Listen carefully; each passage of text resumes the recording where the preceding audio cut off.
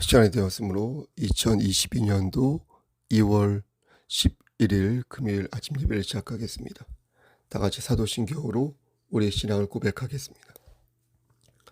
전능하사 천지를 만드신 하나님 아버지를 내가 믿사오며 그 외아들 우리 주 예수 그리스도를 믿사오니 이는 성령으로 잉태하사 동정녀 마리아에게 나시고 본디오 빌라도에게 고난을 받으사 십자가에 못 박혀 죽으시고 장사한 지 사흘 만에 죽은 자 가운데에서 다시 살아나시며 하늘에 오르사 전능하신 하나님 우편에 앉아 계시다가 저리로서 산 자와 죽은 자를 심판하러 오시니이다. 성령을 믿사오며 거룩한 공예와 성도가 서로 교통하는 것과 죄를 사여 주시는 것과 몸이 다시 사는 것과 영원히 사는 것을 믿사옵나이다. 아멘. 사랑과 의뢰와 풍성하신 하나님 아버지, 하나님의 크신 사랑을 진심으로 감사드립니다. 오늘도 우리에게 새로운 하루를 허락하셔서 예배로 하루를 열 수 있도록 도와주신 은혜 감사합니다. 어제 우리가 지은 여러 가지 죄가 있습니다. 하나님을 근심되게 하는 죄, 우상을 섬긴 죄, 정욕과 망상에 빠진 죄, 교만함에 빠진 죄, 내 이웃을 내 몸과 같이 사랑하지 않은 죄, 여러 가지 죄가 있습니다. 하나님, 반복하여 지은 죄도 있습니다. 용서하여 주시고 주님의 보혈로 우리의 죄를 깨끗이 씻어 주시옵소서. 하나님께서 함께하지 아니한다면 우리 넘어지고 쓰러질 수밖에 없사오니 주여 우리에게 긍휼한 은혜를 베푸사 다시 하나님의 은혜를 붙잡고 일어설 수 있도록 붙잡아 주시옵소서. 하나님, 이 시간 간절히 바라고 원하는 것은 심신이 연약한 우리의 형제 자매를 위해 기도합니다. 저들이 말씀 안에서 다시 용기를 얻을 수 있도록 하시고 저들의 몸과 마음이 회복될 수 있도록 하나님께서 은혜를 내려 주시옵소서. 그리하여 건강한 상태에서 신앙생활을 할 수 있도록 하나님께서 저들의 삶을 선도하여 주시기를 간절히 바라옵고 원하옵나이다. 우리 어린 자녀와 부모님들 그리고 형제 자매들이 주 말씀 안에서 만사형통할 수 있도록 하시고 하나님을 경외할 때에 진정한 지식과 진정한 삶의 지혜를 통하여 이 세상에서 아름다운 지위를 획득할 수 있도록 도와주시옵소서. 모든 말씀 예수 그리스도인 받들어 감사하며 기도드렸사옵나이다. 아멘. 하나님 말씀 보겠습니다. 요한복음 13장 31절에서 38절입니다. 요한복음 13장 31절에서 38절입니다. 제 성경으로 신약성경 170쪽입니다. 31절. 그가 나간 후에 예수께서 이르시되 지금 인자가 영광을 받았고 하나님도 인자로 말미암아 영광을 받으셨도다. 만일 하나님이 그로 말미암아 영광을 받으셨으면 하나님도 자기로 말미암아 그에게 영광을 주시리니 곧 주시리라. 작은 자들아, 내가 아직 잠시 너희와 함께 있겠노라. 너희가 나를 찾을 것이나 일찍이 내가 유대인들에게 너희는 내가 가는 곳에 올 수 없다고 말한 것과 같이 너희에게도 이르노라. 새 계명을 너희에게 주노니 서로 사랑하라. 내가 너희를 사랑한 것 같이 너희도 서로 사랑하라. 너희가 서로 사랑하면 이로써 모든 사람이 너희가 내 제자인 줄 알리라. 36절. 시몬 베드로가 이르되 주여 어디로 가시나이까? 예수께서 대답하시되 내가 가는 곳에 내가 지금은 따라올 수 없으나 후에는 따라오리라. 베드로가 이르되 주여 내가 지금은 어찌하여 따라갈 수 없나이까? 주를 위하여 내 목숨을 버리겠나이다. 38절. 예수께서 대답하시되 네가 나를 위하여 내 목숨을 버리겠느냐? 내가 진실로 진실로 내게 이르노니 닭 울기 전에 내가 3번 나를 부인하리라. 아멘. 하나님, 이 말씀을 들어 사용하여 주시옵소서. 예수 그리스도 인 받들어 감사하며 기도드렸사옵나이다. 아멘. 자신을 사랑하는 것은 성경적 자세입니다.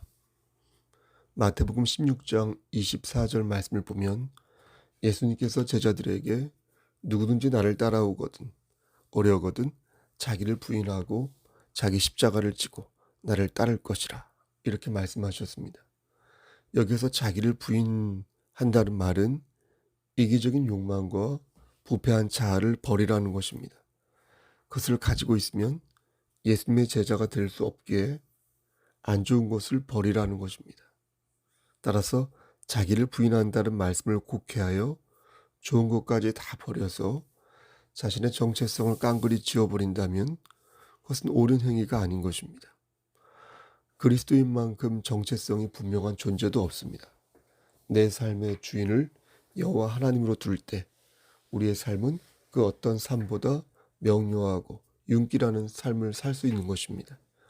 그러므로 자신을 사랑하는 것은 그의 삶의 주인을 누구로 두느냐에 따라 성경적일 수 있고 그렇지 않을 수도 있으니, 하나님을 경외하는 자는 나를 사랑하면서 동시에 나를 부인하는 것을 명심할 필요가 있습니다. 세상 사람들은 하나님을 자신의 삶의 주인으로 생각하지 않기에, 그렇죠? 자신을 부인하면서 동시에 자신을 사랑할 수 없습니다. 하지만 우리는 우리를 위해 기꺼이 목숨을 버리신 예수 그리스도의 은혜를 의지하여 우리 자신을 바르게 사랑할 수가 있습니다. 나를 부인하면서 하나님을 의지하고 나를 부인하면서 은혜 받은 나를 사랑할 때 우리는 품위 있는 삶을 살 수 있게 되는 것입니다. 하나님께서 내 삶을 끝까지 책임져 주실 것을 믿는 자는 거룩한 기쁨과 무한한 그 감격의 세상으로 매일, 어떻습니까? 매일 꽃이 피는 것입니다. 이러한 삶이 성경적 삶이며 예수 그리스도의 발자취를 쫓는 제자의 삶인 것입니다. 그리스도를 영접한 그리스도인으로서 이렇게 살고자 노력할 때 우리는 사도 바울이 획득한 삶의 일체의 비결을 가질 수 있으며, 그 과정에서 타인과 이 세상에 선한 영향력을 행사할 수 있습니다. 요한복음 13장 앞부분을 보면 예수님께서 제자들의 발을 씻기는 장면이 나옵니다. 예수님께서는 유월절 전에 자신이 돌아가실 때가 이른 줄 아시고 제자들에게 자신의 마음을 표현하기로 작정하십니다. 1절 말씀 하반부를 보면 세상에 있는 자기 사람들을 사랑하시되 끝까지 사랑하시니라 라고 말씀하시는데, 이 말씀을 보면 주님의 사랑이 선별적이어서 영원하다는 것을 알 수 있습니다. 그러니까 모든 사람을 똑같이 사랑하는 게 아니라는 것입니다. 오해하지 마십시오. 누구를 미워한다는 말이 아니라 사랑하는 사람 중에 더 사랑하고 아끼는 사람이 있다는 것입니다. 이것은 차별이 아니라 차등이며, 이러한 사랑을 끝까지 지속하겠다고 하시니 이것이야말로 하나님의 영원한 선물이요 축복인 것입니다. 그럼 어떻게 우리가 하나님을 사랑하고 있음을 표현할 수 있을까요? 가장 좋은 방법은 예배드림이 기쁨이 되는 것이지만, 다음으로는 사람들 앞에서 하나님을 인정하는 것입니다. 마태복음 10장 32절 말씀을 보면 누구든지 사람 앞에서 나를 부인하면 나도 하늘에 계신 내 아버지 앞에서 그를 부인하겠다 라고 말씀하십니다. 그러니까 사람들 앞에서 하나님의 살아계심을 증거하고 그분이 나의 주인임을 인정할 때에 하나님을 향한 우리의 사랑이 밖으로 표출될 수 있는 것입니다. 이 말씀은 단순히 너희가 나에게 떡 하나 주었으니 나도 너희에게 떡 하나를 주겠다는 어떤 이해타산적이고 속 좁은 얘기가 아니라, 주님을 구주로 알고 배신하지 않는 사람에게 하나님께서 한량없는 은혜와 하늘의 상급을 주신다는 주님의 선언적 말씀이라 이해하면 되겠습니다. 물론 우리는 한결같이 주님을 사랑할 수 있겠습니까? 그럴 수 없습니다. 어떤 때는 사랑을 많이 표현하기도 하고 어떤 때는 그렇지 못할 때가 있습니다. 하지만 덜 사랑한다고 해서 주님을 미워해서는 아니 되는 것입니다. 내가 다른 데 눈이 팔려 주님을 덜 사랑한다고 해서 주님을 배신하거나 내가 져야 할 십자가를 극단적으로 내동댕이 쳐서는 아니 된다는 것입니다. 주님을 사랑한다는 것은 주님을 배신하느냐, 그렇지 않느냐의 문제입니다. 사람들 앞에서 주님을 모른다고 말해놓고서 주님을 덜 사랑해서 그런 것이라고 말해서는 아니 된다는 것입니다. 그것은 주님을 배신하는 것이요, 하나님을 근심되게 하는 것이지, 근심되게 하는 죄인 것이지, 사람들 앞에서 주님을 인정하지 않거나 욕보이는 것은 결코 주님을 덜 사랑하기 때문이 아니라는 것입니다. 여러분, 삶 속에서 하나님이 여러분의 주인이라는 사실을 분명히 선포하시기를 간절히 소원합니다. 예수님께서 제자들의 발을 씻기신 것은 제자들을 사랑한다는 마음의 표시였습니다. 예수님께서는 이 대목을 통해 자기를 사랑함과 동시에 자기를 부인하는 두 가지 모습을 우리에게 보이셨습니다. 만약 자기를 부인하지 않고 사랑만 한다면, 네? 자기를 부인하지 않아요. 그렇고 사랑만 해요. 그렇다면 주님은 제자들의 발을 씻기지 않으셨을 겁니다. 그리고 십자가에 달려 돌아가시지 않았을 겁니다. 일반적으로 생각할 때 남의 발을 씻기는 것은 자기 사랑에 해당하지 않습니다. 네일숍에 가서 내 손과 발을 가꾸고 피부과에 가서 내 얼굴과 몸을 치장하는 것이 일반적으로 생각할 때 나를 사랑하는 거죠. 다른 사람의 발을 씻기는 것은 나를 사랑하는 것과는 좀 거리가 멀어 보입니다. 그렇죠? 근데 주님은 그렇게 하셨습니다. 그리고 제자들에게 진정으로 자신을 사랑하는 방법을 가르쳐 주셨습니다. 예수님의 이러한 가르침은 두 가지 구도를 갖습니다. 하나는 다른 사람을 사랑함으로써 자기 자신도 사랑을 받는 것. 그렇죠? 내가 그의 발을 닦으면 그도 내 발을 닦아주니까. 하지만 여기에는 서로를 사랑하고 섬기겠다는 약속이 필요합니다.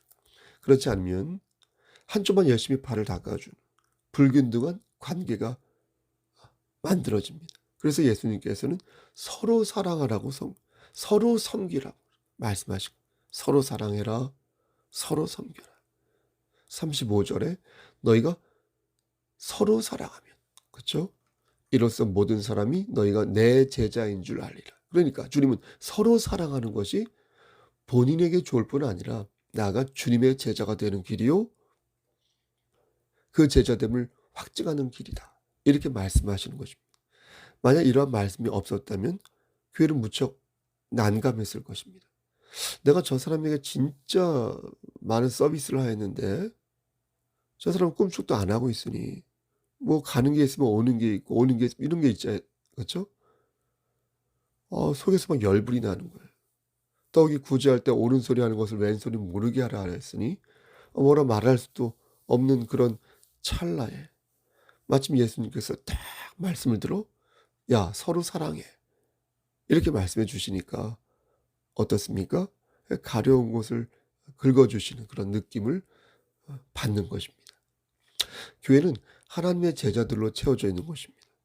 주님께서 새 계명을 주시면서 서로 사랑하라 말씀하셨으니 우리는 주님의 말씀을 따라 그렇게 살아야 하는 것입니다. 서로 사랑하라는 말씀의 의미는 여러 가지 모습으로 구현될 수 있습니다. 서로의 발을 씻기는 것이 될 수 있으며 서로를 위해 기도하는 것이 사랑의 표현일 수 있습니다. 저 사람이 물질적으로 어려운 것 같으면 지혜롭게 골몰하여서 그 사람을 도와주는 것도 물질적으로 사랑의 표현일 수 있습니다. 말 한마디로 사랑이 오가고 커피 한 잔, 문자 하나, 위로의 마음이 그런 것으로 전달되는 아무튼 여러 방식과 유형으로 주님께서 말씀하신 새 계명을 여러분 충분히 실천할 수가 있는 것입니다. 그리고 이 모든 것이 내가 하나님의 사람이라는 것을 세상에 증명하는 복된 행동이 된다는 것입니다. 오늘 본문을 보면 우리가 주목해서 봐야 할 두 사람이 나옵니다. 한 사람은 베드로이고 나머지 한 사람은 가룟 유다인데 예수님께서는 제자들의 발을 씻기면서 두 제자를 주목하셨습니다. 그리고 제자들에게 말씀하시기를 이 중에서 자신을 팔 사람이 나올 것이다, 이렇게 말씀하셨습니다. 하지만 제자들은 예수님의 말씀을 이해하지 못했습니다. 떡 한 조각을 받은 유다를 보았음에도 유다가 예수님을 팔 것이라고 전혀 예측하지 못했습니다. 그런데 왜 주님께서는 그렇게 말씀하신 걸까요? 제자들이 당신의 말씀을 못 알아들은 것을 알고 계시는데 왜 굳이 콕 집어서 그렇게 말씀하신 것일까요? 그 이유가 18절과 19절에 나와 있습니다. 예수님께서 그렇게 하신 이유는 시간이 지나 이 모든 것들이 당신의 계획과 증거에 포함되어 있었음을 보이기 위함이었어요. 그러니까 예수님께는 어때요? 예수님에게는 다 계획이 있어요. 계획. 그걸 알게 하시기 위해서 그랬다. 베드로는 가룟 유다와 분명 달랐습니다. 그렇죠? 베드로는 예수님을 3번이나 부인하였지만 다시 예수님을 찾았습니다. 하지만 가룟 유다는 예수님을 한 번밖에 부인 안 했어요. 한 번 부인하였어요. 그렇죠? 하지만 끝끝내 예수님을 찾지 않았습니다. 결국 그는 태어나지 않았으면 좋을 법한 존재가 되고 말았습니다. 우리가 주목할 것은 두 사람 모두 예수님께서 발을 씻어주신 제자였다는 거예요, 여러분. 그리고 두 사람 모두 예수님의 제자로 똑같이 불려졌다는 거예요. 그런데 한 사람은 낙오자가 되었고 또 한 사람은 예수님의 제자로 남게 된 것입니다. 여러분 희비가 엇갈린 두 사람의 삶의 결말을 보면서 어떤 생각이 드십니까? 우리는 이 대목에서 믿음의 견고함을 다시 한번 생각해 봐야 할 것입니다. 견고하지 않은 믿음은요, 모래성처럼 허물어집니다. 우리도 베드로처럼 주님을 3번, 아니 수십 번, 수백 번 부인할 수 있습니다. 우리도 모세처럼 40년 동안 광야에서 헤맬 수 있습니다. 우리도 노아처럼 포도주에 취해서 추한 꼴을 보일 수 있고요. 우리도 다윗처럼 하나님 앞에서 죄를 지은 후에 온갖 모욕을 당할 수 있습니다. 안 그렇겠습니까? 우리도 그럴 수 있습니다. 하지만 우리의 믿음은 견고합니다. 여러분 왜 그렇습니까? 왜 우리는 가룟 유다처럼 자신을 포기하지 않고 어떻게 우리는 롯의 아내처럼 뒤를 돌아보지 않을 거라 확신할 수 있습니까? 많은 사람들이 가룟 유다의 종말을 보며 그 역시 피해자가 아니냐 이렇게 묻습니다.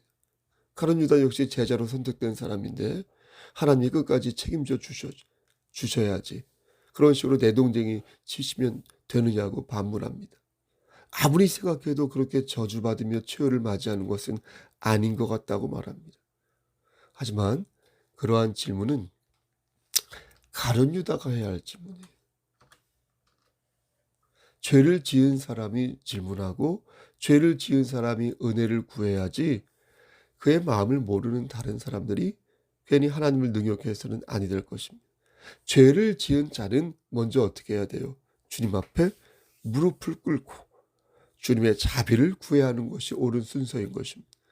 그리고 무엇보다도 자기 자신 안에 있는 더러운 탐욕과 정욕, 그 죄에 주목하여 그것을 털어버리는 일에 우선순위를 두어야 하는 것이 죄 지은 자의 마땅한 도리인 것입니다. 그래서 매일매일 예배를 드리는 게 얼마나 중요한 건지 몰라요. 우리 토요일은 드리지 않지만 토요일도 드릴까요? 매일매일 예배 드려야 매일매일 죄를 회개하죠. 물론 기도할 수도 있지만 개인적으로 우리가 우리의 믿음이 견고하다고 확신하는 이유는 하나님이 우리를 사랑하심을 믿기 때문입니다. 하나님은 우리의 피난처시요 힘이시니 환난 중에 만날 큰 도움이시라. 그러므로 땅이 변하든지 산이 흔들려 바다 가운데 빠지든지 바닷물이 솟아나고 뛰놀든지 그것이 넘침으로 산이 흔들릴지라도 우리는 두려워하지 아니하는도다. 시편 46편 1절에서 3절 말씀. 그리고 하나 더 주님께서는 우리에게 분명히 말씀하셨습니다. 너희가 서로 사랑하면 이로써 너희가 내 제자인 줄 알리라. 우리가 우리의 믿음이 견고하다고 믿는 이유는 우리가 서로 사랑하라는 주님의 말씀을 따를 때 주님의 제자가 되고 주님은 나의 구세주가 된다는 사실을 말씀으로 받았기 때문일 것입니다. 내가 너희에게 분부한 모든 것을 가르쳐 지키게 하라. 볼지어다 내가 세상 끝날까지 너희와 항상 함께 있으리라. 마태복음 28장 20절 말씀. 우리가 주님의 말씀을 따를 때 주님은 우리와 함께 계실 것이라 말씀하셨으니 우리는 우리의 믿음을 하나님의 말씀 안에서 확신하는 것입니다. 그러므로 여러분 마음의 증오를 버리시고 예수님께서 보여주신 사랑을 여러분의 삶 속에서 실천하시기를 소원합니다. 우리의 마음에 무엇을 담느냐에 따라 우리의 삶이 바뀌고 우리의 입술에 무엇을 머금었느냐에 따라 내 삶의 궤적이 달라질 수 있으니 여러분 예수님께서 보여주신 사랑의 마음을 심어서 성숙한 그리스도인이 되시기를 소원합니다. 하나님을 믿지 않는 사람들도 타인을 사랑하라고 말합니다. 그리고 타인을 배려하면서 자신을 사랑하라고 말합니다. 나를 위해 시간을 투자하고 나를 위해 돈을 투자하고 나를 위해 새로운 사랑을 시작할 때 마음속에 있는 증오와 번민이 사라져 긍정적인 삶을 살 수 있다고 말합니다. 일견 틀린 말이 아닙니다. 인간은 자신의 행동을 결정할 수 있습니다. 그리고 이러한 결정을 실제 삶으로 발현시켜 우리의 라이프 스타일로 만들어낼 수 있습니다. 하지만 우리가 우리의 삶을 결정한다고 해서 그것이 늘 올바른 결정은 될 수 없습니다. 내가 지금 이 순간 나의 삶을 결정하고 내가 지금 이 순간 나의 죽음을 결정한다 해도 그것은 나의 결정인 것이지 올바른 결정이라고는 단언할 수 없는 것입니다. 하나님을 믿는 성도는 여기에서 멈춰서는 것입니다. 지금 나의 결정이 최선의 결정이 되려면 어떻게 해야 할까? 나를 사랑하고 타인을 사랑하는 이 마음이 합당한 마음이 되려면 어떻게 해야 할까? 세상 사람들은 자신의 선택과 결정에 집중하지만 하나님을 믿는 저와 여러분은 어때요? 그 전에 하나님의 섭리와 역사를 의지하는 것입니다. 기대하는 것입니다. 내가 올바른 선택을 할 수 있도록 먼저 하나님께 지혜를 구하는 것이고 그리고 일을 마친 후에는 모든 것이 하나님의 뜻대로 되기를 바라는 것이 이게 얼마나 중요한지 몰라요. 여러분 혹시 여러분 지금 자기 자신을 바꾸기를 원하십니까? 여러분 자신을 보다 성숙하고 행복한 그런 수준 경지로 끌어올리기를 원하십니까? 그렇다면 하나님의 말씀으로 돌아야 한다. 모든 삶의 지표와 행동의 근거를 세상의 학문이 아닌 하나님의 말씀에서 찾아야 한다는 것. 세상은 유한하여 만물의 중심이 될 수 없습니다. 오직 하나님만이 우리의 생사복을 주관하시며 우리의 삶을 근본적으로 바꾸실 수 있습니다. 제자들의 발을 씻기시며 우리가 서로 사랑하기를 원하셨던 주님, 교회된 자로서 진리를 소화하고 진리를 전파하기를 원하시는 주님, 주님이 어디로 가시는지 묻는 베드로에게 예수님은 네가 지금은 따라올 수 없으나 후에는 따라올 것이다 이렇게 말씀하셨습니다. 그리고 실제 그는 예수님을 따르지 못했고 나중에서 예수님을 따르는 자가 되었습니다. 저는 이 말씀이 우리에게 주는 의미가 크다고 생각합니다. 우리는 지금 어디에 서 있을까요? 예수님을 3번 부인한 베드로의 마음에 서 있는 것일까요? 아니면 성령 충만함을 받고 예수님의 순환을 감당하게 된 베드로의 모습에 서 있는 것일까요? 예수님께서는 베드로가 아직 연약하다고 말씀하셨습니다. 이 말씀의 뜻은 그가 순환의 길을 따를 준비가 아직 안 되었다는 뜻인가 동시에 아직 그가 이 땅에서 해야 할 일들이 남아있다는 뜻이기도 합니다. 저는 그래서 예수님의 이 말씀 있죠? 이 말씀이 적지 않게 위로가 되는 것입니다. 왜 나는 이렇게 연약한 것일까? 왜 나는 주님의 발자취를 제대로 따르지 못하는 것일까? 하지만 그것은 동시에 왜 그렇다고요? 아직 이 세상에서 내가 해야 할 일들이 많이 남아있다는 것이기에 우리는 다시 하나님을 의지하여 성령 충만함을 소망하는 것입니다. 여러분 어떻습니까? 여러분에게 남은 것은 베드로의 소망입니까? 아니면 가룟유다의 절망입니까? 여러분이 진정 하나님의 자녀로 남길 원한다면 오늘부터라도 다시 성령님과 동행하는 삶을 살아야 되지 않을까요? 저는 여러분들이 그러한 삶을 살고 있다 믿습니다. 내가 그것을 결정하는 것이 아니라 하나님의 주권을 받들고 하나님의 은혜를 의지할 때 하나님께서 우리의 삶을 선도하심을 믿는다. 저 역시 믿습니다. 여러분, 주님의 참 제자되는 교회 되시기를 우리를 죄에서 구속하여 주신 주 예수 그리스도의 이름 받들어 간절히 축원합니다. 아멘. 이제는 우리를 죄에서 구속하여 주신 우리 구주 예수 그리스도의 은혜와 아버지 하나님의 만극하신 그 사랑하심과 성령 하나님의 교통하시고 인도하시는 모든 역사하심이 하나님 말씀 안에서 하나님의 주권을 받들고 하나님을 의지하며 소망을 가지고 살아가기를 소원하는 여기 모인 성도와 그들의 가정과 이 재단과 이 나라 위에 하나님의 사랑하심이 세세토록 함께 계실지어다. 아멘. 예배를 마쳤습니다. 카톡 올린 것처럼 늦잠을 잤습니다. 지금 6시 23분인데 아주 태연자약한 목소리로 지금 얘기하고 있습니다. 여러분 늦어서 죄송하고요. 거의 1시간가량을 늦었는데 아무튼 빨리 음성 파일을 올리도록 하겠습니다. 어제 총회에서 실행위가 있었는데 실행위 갔다 오고 나서 조금 피곤했던 것 같습니다. 여하튼 죄송하고요. 오늘 하루 힘찬 하루 되시고요. 무슨 일 있으면 연락 주시길 바랍니다. 여러분 건강 유의하십시오. 샬롬.